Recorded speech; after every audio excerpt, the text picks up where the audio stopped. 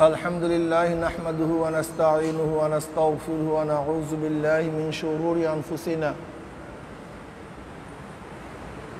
من يهد الله فلا مضل له ونشهد أن لا إله إلا الله وحده لا شريك له ونشهد أن محمدا عبده ورسوله صلى الله عليه وعلى آله وأصحابه وبارك وسلم أما بعد فأعوذ بالله من الشيطان الرجيم بسم الله الرحمن الرحيم شهر رمضان الذي أنزل فيه القرآن هدى للناس وبينات من الهدى والفرقان صدق الله العلي العظيم وصدق رسول النبي الكريم সবাই মুহাব্বতের সাথে দুরূদ শরীফ পড়ে আল্লাহুম্মা সাল্লি আলা সাইয়্যিদিনা আল্লাহুম্মা সাল্লি আলা সাইয়্যিদিনা ওয়া হাবিবিনা মাওলানা মুহাম্মদ সাল্লাল্লাহু আলাইহি ওয়া আলা আলিহি ওয়া আসহাবিহি ওয়া বারাকা ওয়াসাল্লাম। আল্লাহ পাকের শুকর যে মাওলাই কারীম আজও পর্যন্ত এই মুহূর্ত পর্যন্ত আপনাকে আমাকে হায়াতে রেখেছেন। গোটা দুনিয়াব্যাপী মহামারী চলতেছে, করোনা ভাইরাস। আমাদের দেশেরও মিনিস্টাররা বলেছেন আল্লাহ পাকের রহমত ব্যতীত দ্বিতীয় কোনো পন্থা পদ্ধতি নাই এর থেকে বাঁচার। এ কথা স্বীকার করেছেন গোটা দুনিয়ার বহুত বড় বড় মনীষীরা যে এর কোনো প্রতিকার নেই, যেই রোগের কোনো ঔষধি জানা নাই, সেই রোগ থেকে বাঁচাবার একমাত্র মালিককে আল্লাহ, দ্বিতীয় কেউ না। আল্লাহ পাক আজও আপনাকে আমাকে সুস্থ রেখেছেন। আল্লাহ পাক রব্বুল আলামিনের কুদরাতে, কুদরাত মানে শক্তি, আল্লাহ পাক কাদের, শক্তিওয়ালা, মহাশক্তিবান। গোটা দুনিয়াকে ছোট্ট একটু ভাইরাসের মাধ্যমে জেলখানা বানায় দিস। গোটা দুনিয়া আপনি চিন্তা করতে পারবেন তার শক্তির অবস্থাটা কি? গোটা দুনিয়া জেলখানা। জেলখানায় তো একে অপরের সাথে সাক্ষাৎ করে, দেখা করে, কিন্তু আল্লাহ পাক এমন এক ভাইরাস গোটা দুনিয়ার মধ্যে ছড়িয়ে দিচ্ছেন, কেউ কারোর সাথে দেখাও করে না, সাক্ষাৎও করে না, মোলাকাতও করে না, মারা গেলে কাছেও যায় না। এই হলো অবস্থা। যাই হোক, আজকে আমার মূল উদ্দেশ্য হলো আমাদের আত্রাফের এলাকার মানুষের সাথে খুসুসি কিছু আলোচনা করা, বয়ান না আলোচনা। এর কারণ হলো কু আনফুসাকুম আহলিকুম নারা, নিজে এবং আহালকে বাঁচাও জাহান্নামের আগুন থেকে। এলাকার মানুষ যেন এই কথা বলতে না পারে যে হুজুর আমাদেরকে ডাকে নাই, আহ্বান করে নাই। এর জন্য আব্বাজান রহমাতুল্লাহ আলাইহি প্রতি রমজানে তিনি প্রতিটা চরমনায় মসজিদে যাইতেন, মসজিদে গিয়া গিয়ে তিনি বয়ান করতেন। এই চরমনের যতগুলো মসজিদ আছে তিনি নিজে যাইতেন চরমনাইর, ওই যেন কিয়ামতের ময়দানে বিরুদ্ধে সাক্ষী না দেয় যা আমাদেরকে ডাকে নাই। তা আমরা চিন্তা করছি এক মসজিদে গেলে হয়তো বা লোকের সংখ্যা কম হয়, কাজে আত্রাফের সমস্ত লোকগুলি আমরা দাওয়াত দেওয়ার চেষ্টা করছি এবং ইনশাআল্লাহ আশা করি অব্যাহত রাখবো যে আশেপাশের সমস্ত মানুষ যেন দিনদার হয়ে যায়, নেককার হয়ে যায়। কমপক্ষে কিয়ামতের ময়দানে আমাদের বিরুদ্ধে সাক্ষী না দেয়। আল্লাহ আমাদেরকে ডাকে নাই, আহ্বান করে নাই, দাওয়াত দেয় নাই, এর জন্য আমরা দিনদার হই নাই। এই কারণেই আর উদ্বুদ্ধ কেন হয়েছি, কারণটা কি, আমরা বাংলাদেশের বিভিন্ন জায়গায় সফর করি, কিছু কিছু এলাকায় যখন সফর করি তখন নিজেকে নিজে ধিক্কার দেই।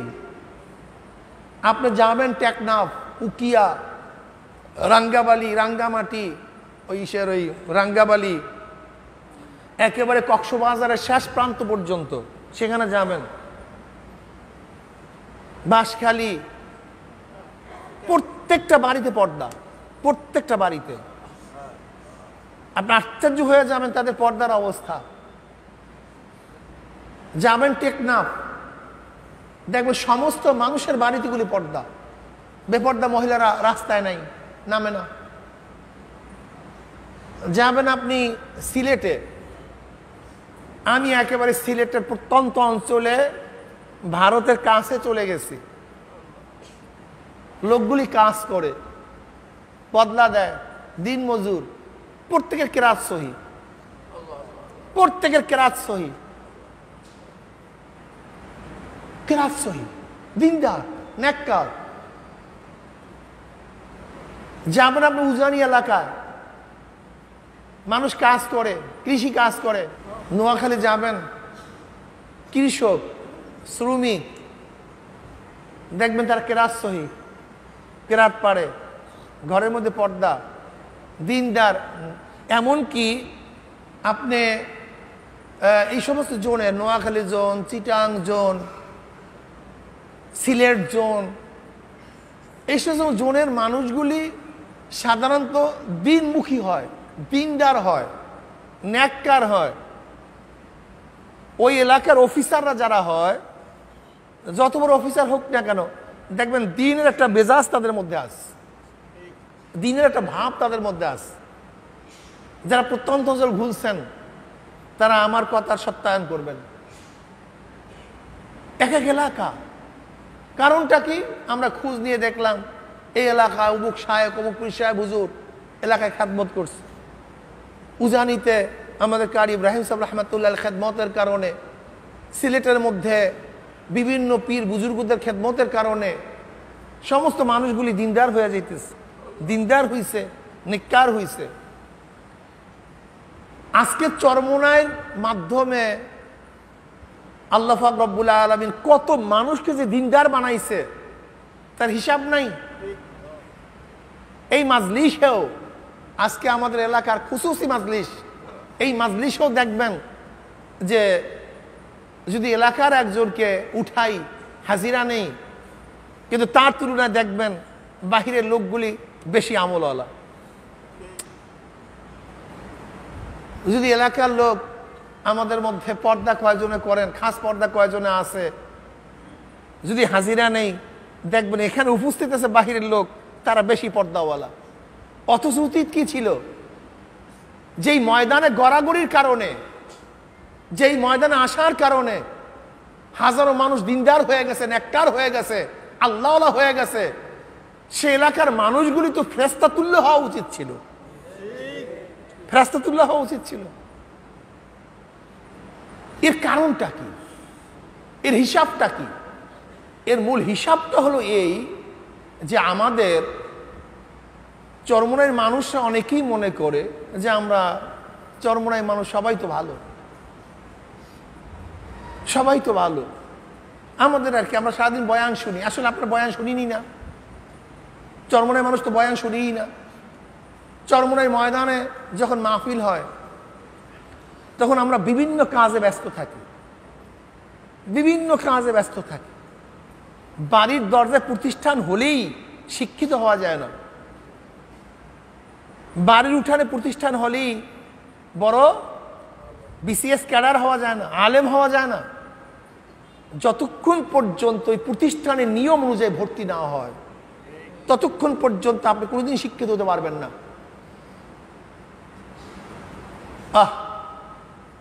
আমি গেছি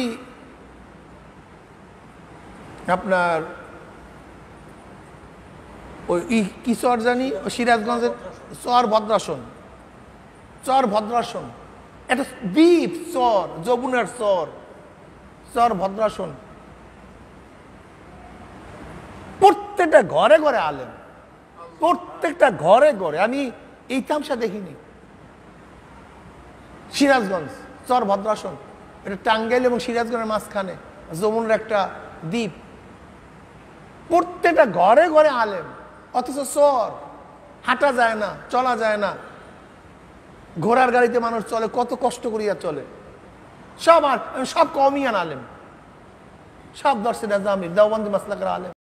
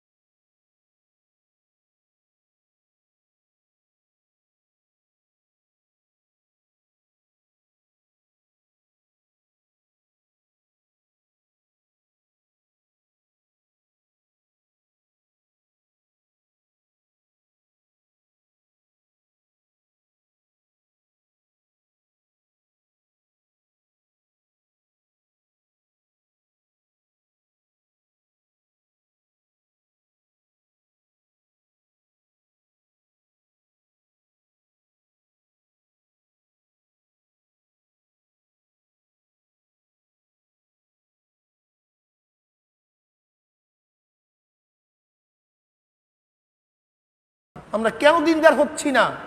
কারণটা কি? এর কারণের মধ্যে আমরাও আছি, আমরা খারাপ, কোনো সন্দেহ নাই। শোনেন ভাই, মনে রাখতে হবে, আমরা যদি বৎসরে একটা অন্যায় করি, যদি 40-50 বছর আপনি আমার সাথে থাকেন, তাহলে আমার অন্যায় ধরা পড়ছে কয়টা আপনার কাছে? 50টা।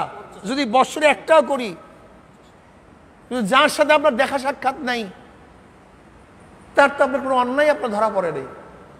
কি কথা ঠিক না? এর জন্য আশেপাশের লোকের সাথে সম্পর্ক স্থাপন করা খুবই কঠিন, খুবই কঠিন।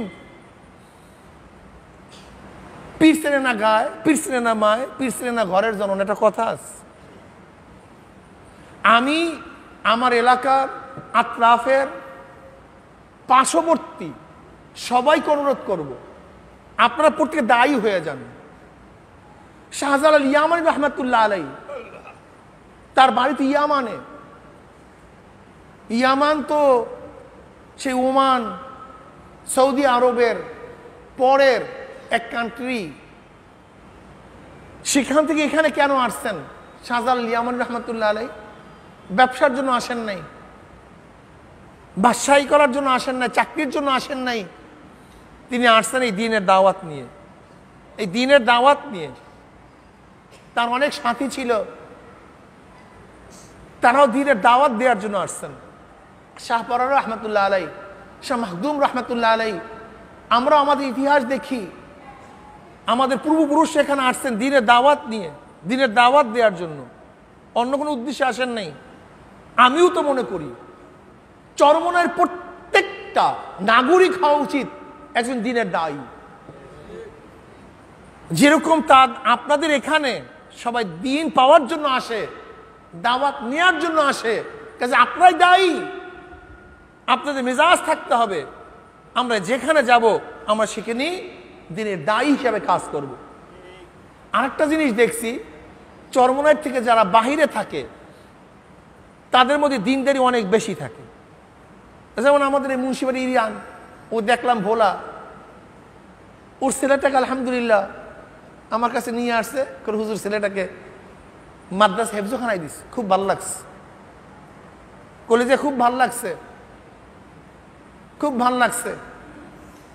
এরপরে আমাদের এই জামাল কি সুন্দর, এখন একেবারে পুরা পাক্কা মুজাহিদ দিনদার হয়ে গেছে। আমাদের অনেকেই এরকম আছে যুবকদের মধ্যে, আমি বলতেছি, যারা বাইরে থাকার কারণে, এই আশেপাশে অনেককে দেখছি বাইরে থাকার কারণে পুরা মুজাহিদ, চিন্তাও করতে পারি না এত সুন্দর তাদের মধ্যে দিনের মেজাজ চলে আসছে। কাজে আমি এলাকার সমস্ত যুবকদেরকে বলবো, আমার যুবক বাবারা, আমার মুরব্বী বাবারা, আপনারা চরমনায়ের মানুষ, আপনারা সবাই দায়ী হয়ে যান। আজকে যদি যুবকরা, বাহিরের যুবকরা দিনদার হতে পারে, তা আপনার কি হলো? আপনি কেন দিনদার হতে পারবেন না? বাহিরের যুবকরা যদি টুপি পরতে পারে, আপনার কি হলো? আপনি কেন টুপি পরতে পারবেন না? বাহিরের একটা যুবক যদি দাড়ি রাখতে পারে, আপনার কি হলো? আপনি কেন দাড়ি রাখতে পারবেন না? বাহিরের আপনার বয়সী একজন যুবক যদি সুন্নতি জামা পরতে পারে, লেবাস পরতে পারে, আপনার কি হয়েছে? আপনি কেন সুন্নতি জামা পরতে পারবেন না, লেবাস পরিধান করতে পারবেন না? বাহিরের একটা যুবক, তারা যদি কেরাত সহি করতে পারে, আপনার কি হলো? আপনি কেন কেরাত সহি করতে পারবেন না? বাহিরের একটা যুবকের মধ্যে দিনের জজবা, মেজাজ যদি থাকে, আপনি চরমনায়ের হয়ে আপনার মধ্যে দিনের মেজাজ, আপনার মধ্যে দিনের জজবা আসবে না কেন? কারণটা কি? বেশি আসা উচিত ছিল। আপনার জন্য দিন পালন করা খুবই সহজ। মাসালা জিজ্ঞাসা করবেন, আপনার রাস্তা ঘাটে দোকানে হাজারো আলেমরা বসে থাকে, কেরাত সহি করবেন, প্রত্যেক রুমে রুমে আলেম, যাকে আপনার পছন্দ হয় তার কাছে গিয়ে আপনি কেরাত শিখতে পারেন। যাকে পছন্দ হয় তার কাছে গিয়ে আপনি কেরাত শিখতে পারেন। দিনের সমুজের প্রয়োজন, বুঝের প্রয়োজন। এখানে হাজারো আলেম আছে যাদের মধ্যে দিনের গভীর জ্ঞান আছে, আপনি তাদের থেকে দিন শিখতে পারেন। আপনাদের জন্য দিন শিক্ষা গ্রহণ করা, দিনের উপরে চলা খুবই সহজ ছিল, কিন্তু মেজাজ না, মেজাজ না। এর জন্য আমি আমার এলাকার সমস্ত বন্ধুদেরকে বলবো, বাবাদেরকে বলবো, যাদের ঘরের মধ্যে, বাড়ির মধ্যে বেড়া নাই, মনে হয় এটা হিন্দু বাড়ি না মুসলমান বাড়ি, চিহ্নিত করা যায় না, চিহ্নিত করা যায় না। অথচ অনেক হিন্দু বাড়ির মধ্যে পর্দা আছে, বেড়া আছে, ভাল লাগে, কিন্তু আমাদের মুসলমান বাড়ি কি হইল? তাদের ঘরটাকে একটু সুন্দর মতো পর্দা দিয়ে রাখা, একটু স্বতন্ত্র চলাফেরার ব্যবস্থা করা মহিলাদের জন্য আমরা ব্যবস্থা করতে পারিনি। এইটাই বাস্তবতা। অথচ দেখেন অনেক হিন্দু বাড়ি সুন্দর বেড়া দেয়া আছে, আবডাল করা আছে, কিন্তু মুসলমান অনেক বাড়িতে বেড়া নেই। যুবকগুলি হাঁটতেছে। আজকের থেকে তুমি তোমার ভাইকে নিয়ে, তোমার বাবাকে নিয়ে তুমি বেড়ার ব্যবস্থা করো, পরিবেশটাকে সুন্দর, যেন মনে হয় মুসলমান বাড়ি, যেন মানুষ বুঝে এটা মুসলমান বাড়ি। তুমি বিশ্বাস করবা, আমাদের এলাকার যুবতী মেয়েরা রাস্তায় ঘুরতে আসে এখন, আর চিন্তা করা যায় কোনোদিন বেপর্দা অবস্থায়? শক্ত হয়ে গেছে কলব। যেরকম নবী আলাইহিস সালাতু ওয়াস সালামের কাছে যারা বেশি ছিল, এরা সবচেয়ে বেশি নেককার হয়েছে যাদের কলব সুন্দর ছিল। আর নবী আলাইহিস সালাতু ওয়াস সালামের কাছে যারা ছিল, যাদের কলব বক্র ছিল, ফি কুলুবিহিম মারাদুন ফাযাদাহুমুল্লাহু মারাদা, তার কলব আরো শক্ত হয়ে গেছে, আরো শক্ত হয়ে গেছে। বুঝতে হবে, বুঝতে হবে। আব্বাজান রহমাতুল্লাহ, দাদাজান রহমাতুল্লাহ সুন্দর একটা উদাহরণ দিতেন। যেরকম চাল খুবই শক্ত, কিন্তু যদি আপনি পাকান, চাল দেন, কিছুক্ষণ পরে চাল আর চাল থাকবে না, পরিবর্তন হয়ে যাবে। ছিল শক্ত, হয়ে গেছে নরম। ছিল এক রং, ধরছে অন্য রং। ছিল এক স্বাদের, হয়ে গেছে অন্য স্বাদের। কি কথা ঠিক না? কিন্তু কিন্তু ওই চালের মধ্যে যদি চালের রঙের কোন একটা পাথর থাকতো, কিয়ামত পর্যন্ত জ্বালাইলেও মরার পাথর সে পরিবর্তন হবে না, পরিবর্তন হবে না। যাদের কলব ভালো, যাদের কলব সুন্দর, অল্প একটু চাল দিলি আগে নামাজ পড়তো না, এখন নামাজ পড়বে। আগে রোজা রাখতো না, এখন রোজা রাখবে। আগে দাড়ি ছিল না, এখন দাড়ি রাখবে। আগে পর্দা করতো না, এখন পর্দা করবে। কিন্তু আল্লাহ না করুক, যদি তাদের কলবের মধ্যে বক্রতা চলে আসে, কলবটা পাথর মাক্কা হয়ে যায়, কিয়ামত পর্যন্ত জ্বালাইলেও কপাল পোড়ার কলব ওই পাথর ও পাথরই থাকবে, কোনদিন পরিবর্তন হবে না। এর জন্য আমি বলতে চাই, আমার এলাকার প্রত্যেকটা বাড়ি যেন প্রমাণ করে এটা মুসলমানের বাড়ি। যেমন ব্রাজিলের যারা সাপোর্টার, তাদের বাড়ির পতাকা প্রমাণ করে ব্রাজিলের সাপোর্টার। যারা আর্জেন্টিনার সাপোর্টার, তাদের বাড়ির পতাকা প্রমাণ করে আর্জেন্টিনার সাপোর্টার। ঠিক যারা মদিনার সাপোর্টার, তাদের বাড়ি প্রমাণ করবে এটা মদিনার সাপোর্টার। যারা অমুক খেলোয়াড়ের ভক্ত, অমুক খেলোয়াড়ের ভক্ত, অমুক নায়কের ভক্ত, তাদের পোশাক প্রমাণ করে, তাদের চুলের ডিজাইন প্রমাণ করে অমুক নায়কের ভক্ত, অমুক খেলোয়াড়ের ভক্ত, অমুক দেশের ভক্ত। প্রমাণ করে কি করে না? কিরে দোস্ত, তুই এইভাবে চুল কাটলি কেন? কোন অমুক দেশের অমুক খেলোয়াড় এই ডিজাইনে চুল কাটছে, ও যে অমুক খেলোয়াড়ের ভক্ত, মুখে পড়ার প্রয়োজন নাই, ওর চুল প্রমাণ করছে। কিরে দোস্ত, তুই এই রঙের কাপড় পরলি কেন? কোন অমুক দেশের অমুক, অমুকে এই ডিজাইনের কাপড় পরে, পোশাক পরে, ওর পোশাক প্রমাণ করে অমুকের ভক্ত। ঠিক না? যদি পোশাক, চুল, কাটিং, তার ডিজাইন কারকে ভক্ত প্রমাণ করতে পারে, তাহলেও মদিনার যারা ভক্ত, মদিনাওয়ালার যারা ভক্ত, মুখে বলার প্রয়োজন নাই, তাদের বাড়ি প্রমাণ করে মদিনাওয়ালার ভক্ত, তাদের মাথা প্রমাণ করে মদিনাওয়ালার ভক্ত, তাদের দাড়ি প্রমাণ করে মদিনাওয়ালার ভক্ত, তাদের জামা প্রমাণ করে মদিনাওয়ালার ভক্ত, তাদের কথা প্রমাণ করে মদিনাওয়ালার ভক্ত। কি কথা বলেন না কেন? এই যুবক শোনো, আমাদের দেশে কয়েকদিন আগে কি আসছে, ভারতের বিমান বাহিনীর প্রধান, মাথার মধ্যে পট্টি ছিল, পট্টির নিচে বড় বড় চুল ছিল।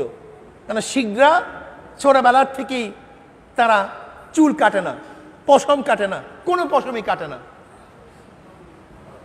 এই যুবক খুব খেয়াল দাও, যদি ভারতের বিমান বাহিনী প্রধান হওয়ার জন্য তার ধর্মীয় পোশাক ছাড়তে না হয়, পট্টি নামাতে না হয়, তার চুল কাটতে না হয়, দাড়ি কাটতে না হয়, ভারতের Manmohan Singh prime minister, doctor, মাথার মধ্যে পট্টি ছিল, বড় বড় চুল ছিল।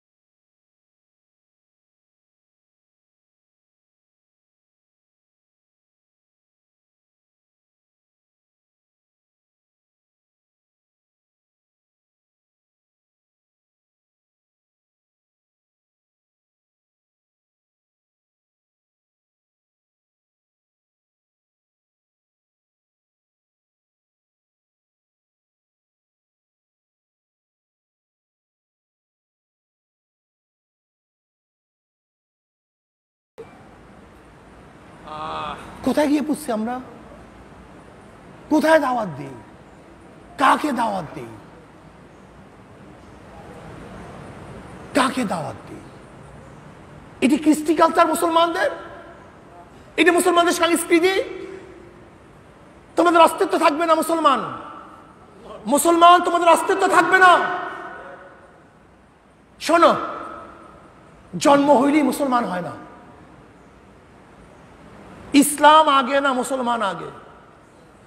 তোমাকে মনে রাখতে হবে, পুরা ভারতবর্ষ ব্রিটিশরা যখন দখল করে নেয় তখন এই সাবজেক্টের উপরে, এই টপিক্সের উপরে ডিভাইডেড হয়ে যায়। ইসলাম না মুসলমান, মুসলমান ইসলাম। স্যার সৈয়দ আহমদ সহ একদল চলে গেছে, আগে মুসলমান তারপরে ইসলাম। আর দেওবন্দের ওলামায়ে কেরাম চলে গেছে, আগে ইসলাম তারপরে মুসলমান। তাদের ধারণা মুসলিম একটা জাতি, একটা গোষ্ঠী, এদের মধ্যে ইসলাম থাকুক অথবা নাই থাকুক, এদের অস্তিত্ব টিকিয়ে রাখা দরকার। এর জন্য মুসলিম লীগ যখন করা হয়েছিল, মুসলিম লীগ যখন করা হয়েছিল, দেখা যায় মুসলিম লীগের বড় বড় লিডাররা কলেমাও জানতো না। তারা মুসলিম, ইসলাম তাদের মধ্যে আছে কি নাই দেখার বিষয় না। তারা কলেমাও জানতো না, মুসলিম লীগের বড় বড় লিডার। আপনি বিশ্বাস করবেন, লিয়াকাত আলী খাঁ, এই যে মিস্টার জিন্না, যারা মুসলিম লীগের বড় বড় লিডার ছিল, নামাজ জানতো না, অনেক কলেমাও জানতো না, একটা সূরা জানতো না, অথচ মুসলিম লীগের প্রধান তারা। তাদের কি ধারণা ছিল? আমরা মুসলিম, একটা জাতি, একটা গোষ্ঠী। যেমন হাওলাদার একটা গোষ্ঠী, তালুকদার একটা গোষ্ঠী, চৌধুরী একটা গোষ্ঠী। এর মধ্যে চৌধুরী কিছু ভাব থাকুক অথবা নাই থাকুক, চৌধুরী একটা গোষ্ঠী, হাওলাদার একটা গোষ্ঠী, মুসলিম একটা কি গোষ্ঠী। আমি ইসলাম থাকুক অথবা নাই থাকুক দেখার বিষয় না, আমরা মুসলমান। কাজী তাদের মূল টার্গেট কি? ইসলাম ইসলাম বাদ দাও, আমরা মুসলমান, মুসলমান অস্তিত্ব ঠিক রাখো। কিন্তু কাসেম নানদুর রহমতুল্লাহ, রশিদ আহমদ গঙ্গুই রহমতুল্লাহ আলাই, তারা বললেন যদি ইসলামই না থাকে মুসলিম দিয়া লাভটা কি? যদি ইসলামই না থাকে এই মুসলিম দিয়া লাভটা কি? তারা বলছেন না, আগে ইসলাম তারপরে মুসলমান, ইসলাম ঠিক রাখো। ইসলাম যদি না থাকে এই মুসলমানের অস্তিত্ব একদিন থাকবে না। যেমন ইউরোপের মধ্যে, ইউরোপের কিছু অংশ পড়ছে তুর্কিস্তান, ঠিক না? এই তুর্কিস্তানের মধ্যে 750 বছর পর্যন্ত মুসলমানের শাসন ছিল। উসমানীয় খেলাফতের শেষ কেন্দ্রবিন্দু ছিল তুর্কিস্তান। ইসলাম না থাকার কারণে কামাল পাশা সেখানে ক্ষমতা আসার পরে অবস্থা কি জানেন? মুসলমানরা কলেমা জানতো না। এমনকি অনেক তার্কিশ, যারা এক বন্ধুকে আর এক বন্ধু বলে, দোস্ত মারা তো যাবো, মৃত্যুর পরে আমার কাপড়ের মধ্যে 2টা মদের বোতল দিয়া দিস, আমি খাবো কি? কলেমা জানতো না, কলেমা পারে না। ইসলামের বিদ্বেষ, ঘরে মুসলমানের জন্ম হয়েছে, কিন্তু তাদের সবচেয়ে বড় ক্ষোভ ইসলামের উপরে। আজকেও দেখবেন হাজারো মুসলমানের সন্তান, তাদের মূল ক্ষোভ, তাদের বিদ্বেষ ইসলাম। তাদের ইসলামের কথা শুনলি বুড়ো কুচকায়া যায়, ইসলামের কথা শুনলি মাথা খারাপ হয়ে যায়। এর কারণটা কি? এর কারণ হলো সংস্কৃতি, শিক্ষা, তাদের অবস্থান এমন ভাবে সৃষ্টি করা হয়েছে যে ইসলাম শিক্ষা নেওয়ার কোনো ব্যবস্থা নাই, ইসলাম শিক্ষার কোনো ব্যবস্থা নেই।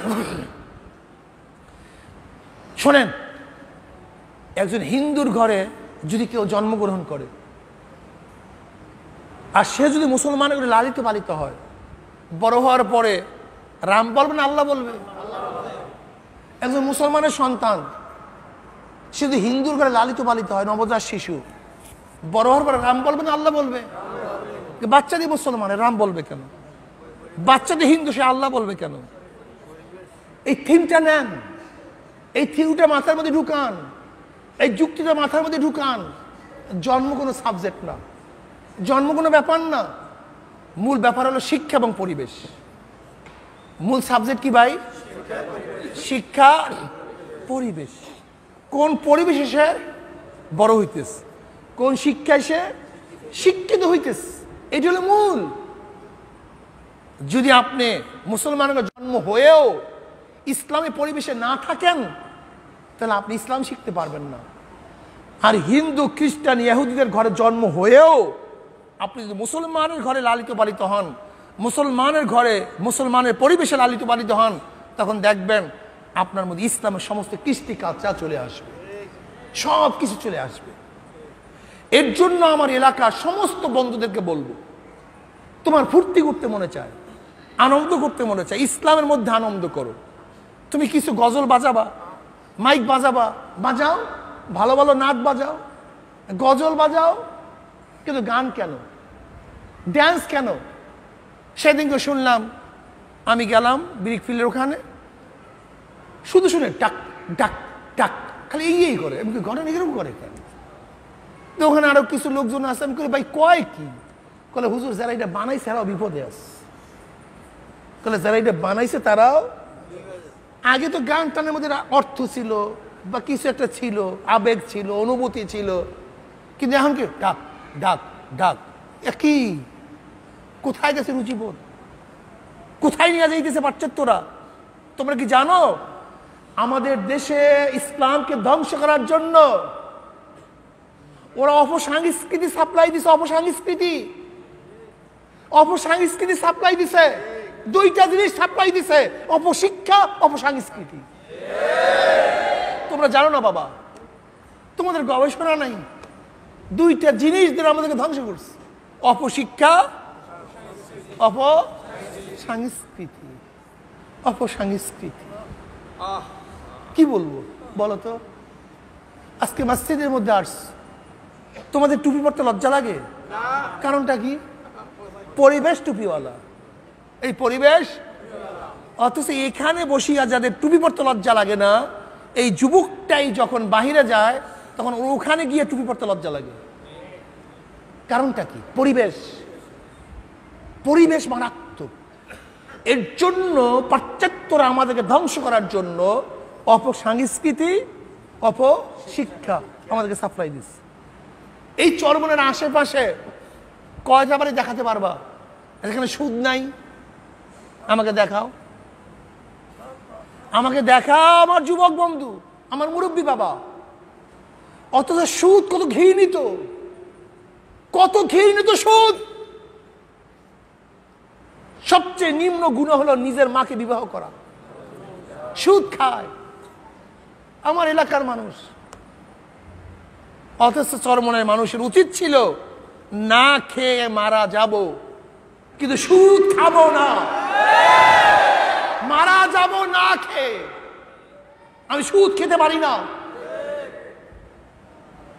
তুমি কি দেখো না এখনো 7 জন সুদীর নাম কাগজে লেখিয়া, যদি এই গরুর বাগি টাগি হয় তার গলায় লাগাইয়া দিলে পোক পড়িয়া যায়।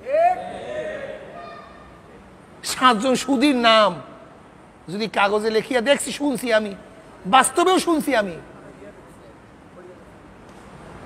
শুনছি এবং বাস্তব হলো তাই। চিন্তা করছো সুদীদের নাম পর্যন্ত পোকা সহ্য করতে পারে না, এত মারাত্মক সুদ, এত মারাত্মক। কিন্তু মুসলিম সন্তানেরা সুদ